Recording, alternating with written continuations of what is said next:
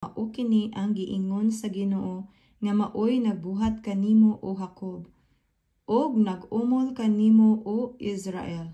Ayaw ka hadlok, kay gilukat ko na ikaw. Gipili ko ikaw, og ikaw ako ana. Mag-uban ako kanimo, iniglatas mo sa katubigan, og dili ka malumos, inigtabok mo sa mga suba. Inigagi mo sa kalayo, dili ka mapaso, o lamyon sa siga niini. Kaya ko ang Ginoo nga imong Dios, ang balaang Dios sa Israel, maoy nagluwas kanimo. Gitugyan ko ang Ehipto ingon nga lukat kanimo, ang Ethiopia ug ang Seba ingon nga ilis kanimo. Gimahal ko ikaw, gipasidunggan o gihigugma. Naghatag akog mga tao tumbas sa imong kinabuhi. Busa ayaw kahadlok, kay nag-uban ako kanimo. Kuhaon ko ang imong kaliwat gikan sa sidlakan, og sa kasadpan, og tigumon ko kamo. Ingnon ko ang amihan, ihatag sila kanako, og sultihan ko ang habagatan, ayaw silag pugni. Dada ang akong mga anak gikan sa halayo, og sa kinasuukan sa kalibutan. Sila ang akong katawhan nga pinili. Gibuhat ko sila alang sa akong himaya. Ang Ginoo ray manluluwas. Verse 8, ang Dios miingon, paanhia ang akong katawhan nga may mata apan dili makakita.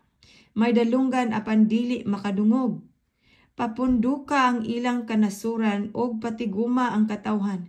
Kinsa sa ilang Dios ang makatagna sa umaabot og makasaysay sa mga nanghitabo.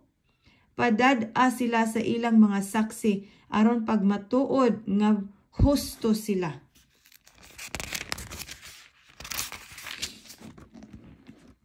Papamatiya sila og pasultiha nga tinuod sila. Or tinuod kini.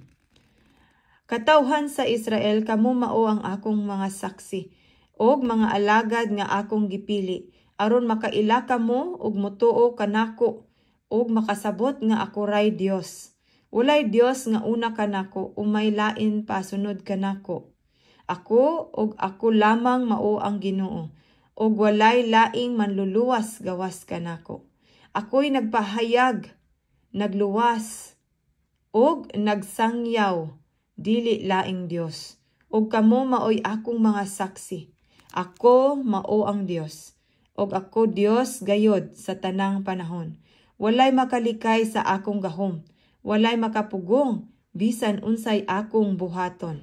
Amen. Thank you, Lord.